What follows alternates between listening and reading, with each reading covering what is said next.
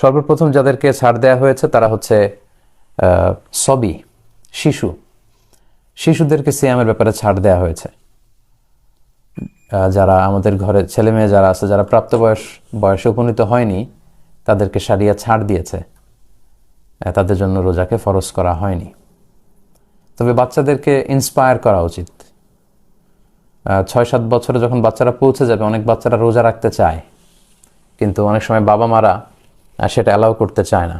আমি বলবো যে তারা যদি রাখতে চায় এবং আপনি ফিল করেন যে ওরা পারবে, তাহলে ওদেরকে বাধা দেওয়া উচিত না, ওদেরকে ইন্সপায়ার করা উচিত। কারণ 1-2 দিন না খেয়ে থাকলে বাচ্চারা মরে যায় না। কিন্তু এই যে ছোটবেলা থেকে ওর যে একটা স্পিরিট, রোজা রাখার প্রতি ওর যে একটা আকাঙ্ক্ষা, বড়দের সবাইকে সে রোজা রাখতে দেখে, সেও রোজা রাখতে চায়। তো এই স্পিরিটটা যাতে আমরা নষ্ট না করি, আমরা যাতে তাদেরকে উদ্বুদ্ধ করি। কিন্তু শরিয়া তাদেরকে ছাড় দিয়েছে, কারণ তারা মুকাল্লাফ বিশরা নয়, তাদেরকে ছাড় দেওয়া হয়েছে, তাদের জন্য সিয়াম ফরজ নয়। 2 নম্বরে যাদেরকে ছাড় দেওয়া হয়েছে তারা হচ্ছে মজনুন, মানে পাগল, মেন্টালি যারা ডিসঅর্ডার, কি করছে কি বলছে কিছুই জানে না, গায়ে কাপড় আছে কি না এটা বুঝতে পারছে না, এই জাতীয় লোকদেরকেও কিন্তু শরিয়া আল ইসলামিয়া ছাড় দিয়েছে, তাদের উপরও রোজা রাখা ফরজ নয়। এটার দলিল হচ্ছে শিশুরা এবং মজনুন যারা পাগল, মেন্টালি ডিসঅর্ডার, তারা যে এই সিয়ামের বিধানের আওতার বাইরে, তার দলিল হচ্ছে সুনানে আবু দাউদের একটি হাদিস, এবং হাদিসটি সহি। আল্লাহর হাবিব সাল্লাল্লাহু আলাইহি ওয়াসাল্লাম বলেছেন, রুফি আল কালামু আন সালাসা, 3 শ্রেণীর ব্যক্তির উপর থেকে শরীয়তের কলম উঠিয়ে নেওয়া হয়েছে। তারা কি করছে এগুলো লিখে রাখা হয় না, এটা মওকুফ, শরীয়তের কলমকে উঠিয়ে নেওয়া হয়েছে। এর মধ্যে প্রথম শ্রেণী হচ্ছে আনিন নাইমি হাত্তা ইয়াস্তাইকিযা, ঘুমন্ত ব্যক্তি থেকে শরীয়তের কলম উঠিয়ে নেওয়া হয়েছে। ঘুমন্ত অবস্থায় কে কি করলো এর ব্যাপারে আল্লাহ তাআলা তাকে জিজ্ঞেস করবে না। তারপর 2 নম্বর হচ্ছে ওয়ানিস সাবি হাত্তা ইয়াহতালিমা, শিশুদের ব্যাপারে ছাড় দেয়া হয়েছে যতক্ষণ না তারা বালেগ বা বালেগা হয়, অর্থাৎ ম্যাচিউরড হয়, প্রাপ্তবয়স্ক হওয়ার আগ পর্যন্ত তাদেরকে ছাড় দেওয়া হয়েছে, তাদের জন্য সিয়াম ফরজ নয়। এবং সবশেষ আল্লাহর হাবিব সাল্লাল্লাহু আলাইহি ওয়াসাল্লাম বললেন, ওয়া আনিল মাজনুনি হাত্তা ইয়াকিলা, পাগল, মানসিক বিকারগ্রস্ত যারা, পাগলের জন্য শরিয়ত ছাড় দিয়েছে, তাদের উপর শরীয়তের হুকুম বর্তায় না। তাহলে এই হাদিসের আলোকে, সুনান আবু দাউদের এই হাদিসের আলোকে আমরা বুঝলাম শিশুদের জন্য সিয়াম পালন ফরজ নয়, এবং যারা পাগল তাদের জন্য সিয়াম পালন ফরজ নয়। 3 নম্বরে যাদেরকে ছাড় দেওয়া হয়েছে তারা হচ্ছে অসুস্থ, যেটাকে কোরআনের ভাষায় বলা হয়েছে মারিদ, অসুস্থ। রমাদানে যদি আপনি এমন অসুস্থ হয়ে পড়েন যে অসুস্থতার কারণে আপনি প্রাণনাশের আশঙ্কা করছেন, কিংবা মারাত্মকভাবে স্বাস্থ্যহানির আশঙ্কা করছেন, এবং আপনার পক্ষে সিয়ামকে কন্টিনিউ করা সম্ভব হচ্ছে না, সে পর্যায়ে আপনি রোজা ভাঙতে পারবেন, কিন্তু পরবর্তীতে আপনাকে কাজা করতে হবে। তাহলে অসুস্থদের জন্য ছাড় দেওয়া হয়েছে। 4 নম্বর হচ্ছে মুসাফির, যারা সফরে বের হয়েছে। রমাদানকালীন সময় যদি আপনি ট্রাভেলে বের হন, যেহেতু ট্রাভেলের মধ্যে অনেক কষ্ট আছে, as-সাফর কিতাআতুম মিনাল আযাব, আরবি উপমায় বলা হয় যে সফর হচ্ছে আযাবের একটা অংশ, অনেক পেরেশানি থাকে সফরে। তো এই জন্য যারা ট্রাভেল করবে, সফর করবে, সফরকালীন সময়ে শরিয়া আল ইসলামিয়া তাদেরকে সিয়ামের ব্যাপারে ফ্লেক্সিবিলিটি দিয়েছে, ছাড় দিয়েছে। এমনটা নয় যে তাকে রোজা ভাঙতেই হবে, এমনটা নয়। সে যদি চায় যে রোজা ভাঙবে তাহলে সে রোজা ভাঙতে পারবে, কিন্তু পরবর্তীতে তাকে কাজা করতে হবে। এখন কোন ধরনের সফরের ক্ষেত্রে শরিয়া আমাদেরকে এটা অ্যালাউ করবে?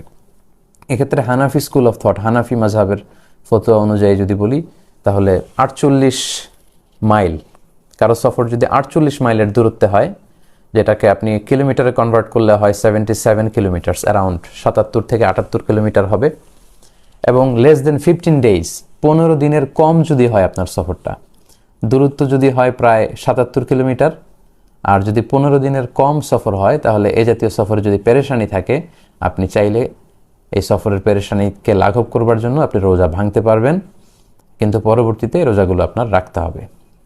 এখন এটার দলিল কি? এটার দলিল হচ্ছে কোরআনের একটি আয়াত এবং আল্লাহ রাসূল সাল্লাল্লাহু আলাইহি ওয়াসাল্লামের আমল। ফাতহে মক্কার সময় যখন আল্লাহ রাসূল সাল্লাল্লাহু আলাইহি ওয়াসাল্লাম মক্কা বিজয়ের জন্য মদিনা থেকে মক্কায় রওনা হয়েছিলেন, তখন তিনি রমাদানে রওনা হয়েছিলেন। 20 রমাদানে মক্কা বিজয় হয়েছে, আমরা জানি রমাদানের 20 তারিখে, এবং এটা 8ম হিজরির ঘটনা। তো আল্লাহর হাবিব সাল্লাল্লাহু আলাইহি ওয়াসাল্লাম যখন মদিনা থেকে মক্কায় সফর করলেন, তখন কুদাইদ নামক জায়গায় যখন তিনি পৌঁছলেন, তখন তিনি সফরের পেরেশানি থেকে একটু শান্তির জন্য একটু কষ্ট লাঘবের জন্য যেহেতু ছাড় দেয়া আছে, আল্লাহ রাসূল সাল্লাল্লাহু আলাইহি ওয়াসাল্লাম রমজান মাসে রোজা ভঙ্গ করলেন। এবং আল্লাহর হাবিব সাল্লাল্লাহু আলাইহি ওয়াসাল্লামের আমলটি দেখে সাথে থাকা সব সাহাবীরা তারাও কিন্তু পানি খেয়ে রোজা ভঙ্গ করলো। হাদিসটি এসেছে সহিহ বুখারীতে, খরাজা আমাল ফাতহি ফি রমাদান ফাসামা হাত্তা বালাগাল কুদাইদ সুম্মা আফতারা ওয়া আফতারু। ওই সফরে কুদাইদ নামক জায়গা যখন আল্লাহ রাসূল সাল্লাল্লাহু আলাইহি ওয়াসাল্লাম আসলেন, তখন তিনি পানি খেয়ে ওটের উপর বসা ছিলেন, পানি খেলেন এবং আল্লাহ রাসূল সাল্লাল্লাহু আলাইহি ওয়াসাল্লামের পানি খাওয়ার দৃশ্য সবাই দেখতে পেল। আল্লাহ রাসূল সাল্লাল্লাহু আলাইহি ওয়াসাল্লাম জনসম্মুখে এটা করলেন যাতে করে সবাই বুঝতে পারে যে সফর অবস্থায় রোজা ভাঙা জায়েজ, এবং এটা থেকে যাতে অন্যরাও ফ্লেক্সিবিলিটি নিতে পারে। আল্লাহ রাসূল সাল্লাল্লাহু আলাইহি ওয়াসাল্লামের দেখা দেখি সাথে থাকা সব সাহাবারাও ওনারাও পানি খেয়ে রোজা ভাঙলেন। তাহলে এই হাদিস থেকে আমরা বুঝলাম যে সফর অবস্থায় শরিয়া আমাদেরকে এটা ছাড় দিয়েছে। এবং সূরা বাকারার 184 নম্বর আয়াতেও এ ব্যাপারে স্পষ্ট প্রমাণ পাওয়া যায়। তার তৎপরবর্তী আয়াত 185 নম্বর আয়াতেও কিন্তু এ ব্যাপারে আল্লাহ তাআলা দুইবার এই কথাটি ঘোষণা করেছেন যে ফামান কানা মিনকুম মারিদান।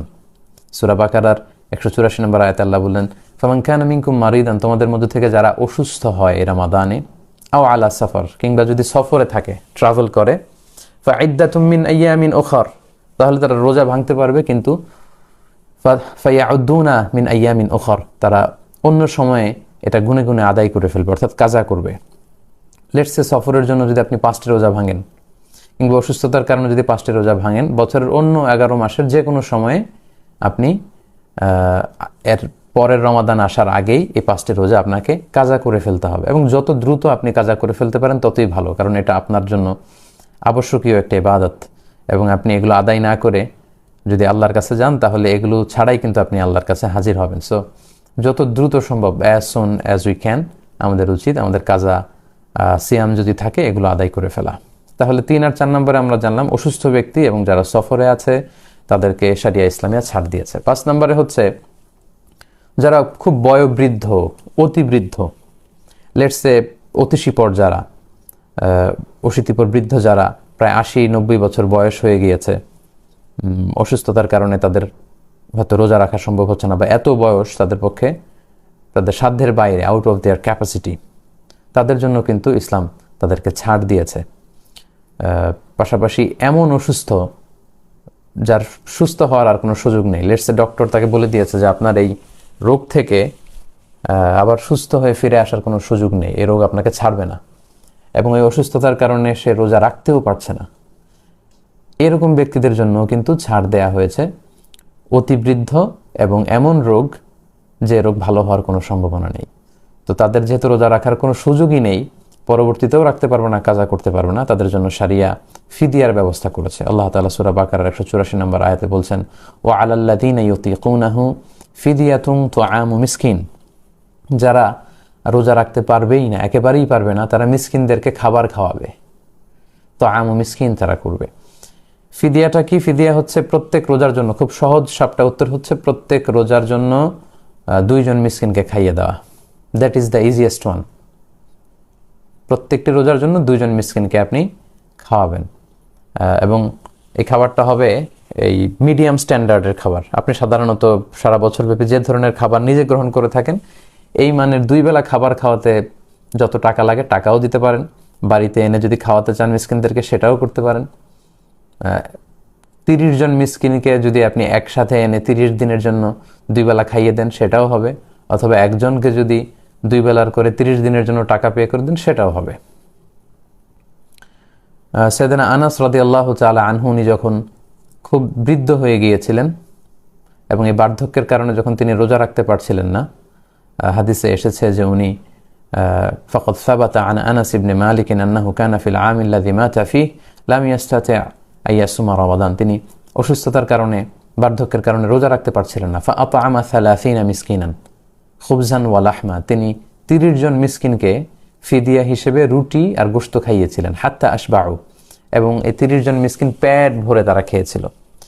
তাহলে ফিদিয়ার সহজ কথা হচ্ছে যে আপনি প্রত্যেকটা রোজার জন্য একজন মিসকিনকে 2 বেলা খাবার তাদেরকে খাইয়ে দিবেন, অথবা 2 বেলা খাবারের দাম যত হয় সেটা আপনি দিয়ে দেবেন। লেটসে আপনি যে মানের খাবার খান প্রতি বেলায়, সেটার দাম যদি 50 টাকা মূল্যমানের হয়, তাহলে 2 বেলার জন্য তাকে একটি রোজার ফিদিয়া হিসেবে 100 টাকা দিতে হবে। 30 রোজার জন্য 3,000 টাকা দিতে হবে। এইভাবে প্রত্যেকের খাবারের যে স্ট্যান্ডার্ড সেটা অনুযায়ী কিন্তু আপনারা ফি দিয়ে আদায় করতে পারেন। অনেকেই আমাদের কাছে প্রশ্ন করেন যে হুজুর, আমার দাদি খুব অসুস্থ, আমার নানি খুব অসুস্থ, এবং এত বয়স, রমজানের পরে যে রোজা রাখতে পারবে সেটারও সুযোগ নেই।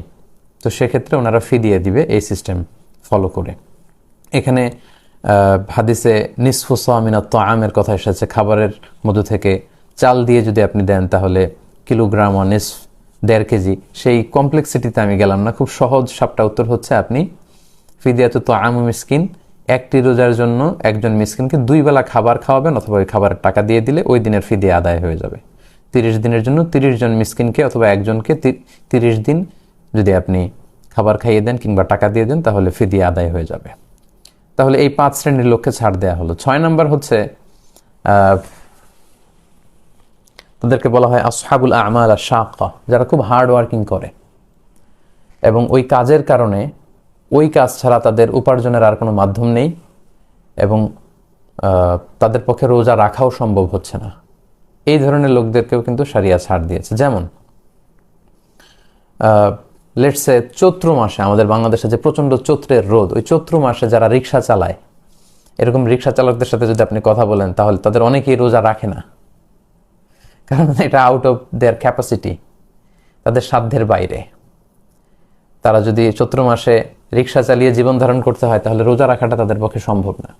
আমাদের অনেক বাংলাদেশি ভাইরা তারা সৌদি আরবে বা আরব বিশ্বে মরুভূমিতে কাজ করে, প্রচণ্ড রৌদ্র, সেখানকার মরুভূমিতে তারা কাজ করার কারণে তারা রোজা রাখতে পারে না। যদি রোজা রাখে ওরা মারাই যাবে, ডিহাইড্রেশনে ভুগবে, পানি শূন্যতায়। অনেকে আয়রন ফ্যাক্টরিতে কাজ করে, আপনারা লোহার যে ফ্যাক্টরি, এই জাতীয় ফ্যাক্টরিতে যারা যে ওয়ার্কাররা আছে তাদের কাজ আপনারা কখনো দেখেছেন কিনা? তাদের কাজটা এতই কষ্টকর, তাদের পক্ষে পানি না খেয়ে এই ধরনের কাজ করা আসলে সম্ভব না। তো তাদের ক্ষেত্রে কথা হচ্ছে যে ওনারা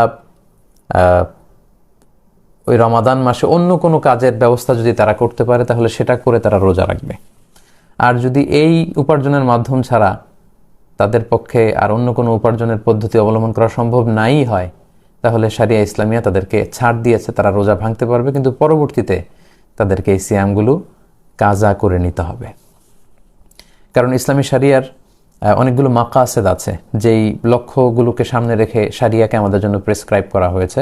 এর মধ্যে অন্যতম একটা মাকাসেদ হচ্ছে হেফজুন নাফস, মানে জীবন বাঁচানো। এটা জরুরি। আগে তো আপনার জীবন বাঁচাতে হবে, জীবনের জন্য শরিয়া, শরিয়ার জন্য জীবন নয়। তাই তাদের জন্য ইসলামী শরিয়া ছাড় দিয়েছে, কিন্তু পরবর্তীতে ফ্লেক্সিবল টাইমে, লেটসে তারা যদি চৈত্র মাসের সময়ে রিক্সা পুলিং করার কারণে রোজা রাখতে না পারে, তাহলে শীতের সিজনে তাদের যখন সুযোগ হবে যতগুলো রোজা তারা ভেঙেছে এগুলোর কাজা করে ফেলবে। এখন এটার দলিল কি? দলিল হচ্ছে সূরা বাকারার 286 নম্বর আয়াত, যেখানে আল্লাহ তাআলা ইরশাদ করছেন, লা ইকাল্লিফুল্লাহু নাফসান ইল্লা উসআহা। আল্লাহ তাআলা তোমাদের সাধ্যের বাইরে কোনো কিছু চাপিয়ে দেয়নি। তো এই জাতীয় লোকদের পক্ষে আসলে এটা আউট অফ দেয়ার ক্যাপাসিটি, তাদের পক্ষে সম্ভব না রোজা রাখা।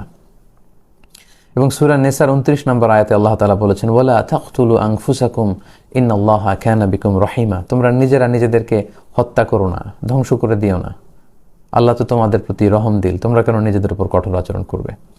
এবং আপনি যদি সফরের মধ্যে কেন রোজা ভাঙার অনুমতি দেওয়া হলো এটা নিয়ে যদি একটু অ্যানালাইসিস করেন, ওখান থেকে কেয়াস করে যদি আপনি ভাবেন, তাহলে আপনি দেখতে পাবেন যে সফরে রোজা না রাখার সুযোগ দেওয়া হয়েছে, ছাড় দেওয়া হয়েছে, কারণ সফরে পেরেশানি আছে, অনেক কষ্ট আছে, ডিফিকাল্টিজ আছে।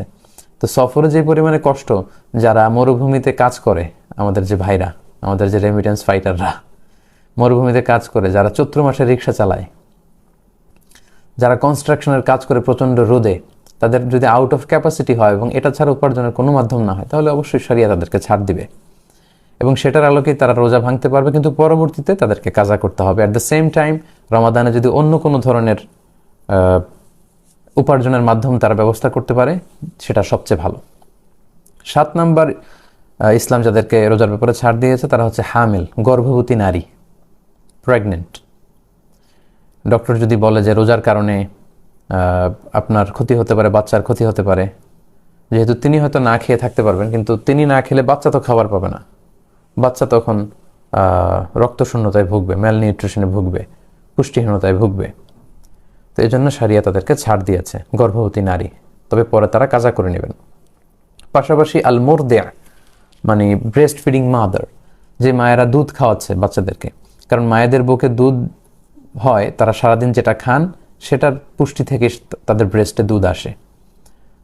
তো ওনারা যদি নিজেরাই খেতে না পারেন রোজার কারণে, তাহলে বুকে দুধ আসবে না, ফলে একেবারে যারা একেবারে দুগ্ধপোষ্য যে শিশু, তার জন্য কষ্টকর হয়ে যাবে সার্ভাইভ করা। এজন্য গর্ভবতী নারীদেরকে এবং ব্রেস্ট ফিডিং মাদার যারা দুধ খাওয়াচ্ছে এরকম নারীরা, তাদের জন্য শারিয়া ছাড় দিয়েছে ডক্টরের কনফার্মেশন সহকারে। তারা চাইলে রোজা ভাঙতে পারবেন, কিন্তু পরবর্তীতে এগুলো কাজা করতে হবে। এটার দলিল হচ্ছে সুনানে আবু দাউদের একটি হাদিসটি সহিহ। আল্লাহর হাবিব সাল্লাল্লাহু আলাইহি ওয়াসাল্লাম বলেছেন, ইন্নাল্লাহা আযজা ওয়া জাল্লা ওয়াদা আনিল মুসাফির শাতরাস সালাতি ওয়াস সিয়াম ওয়া আনিল হামিলি ওয়াল মুরদি'।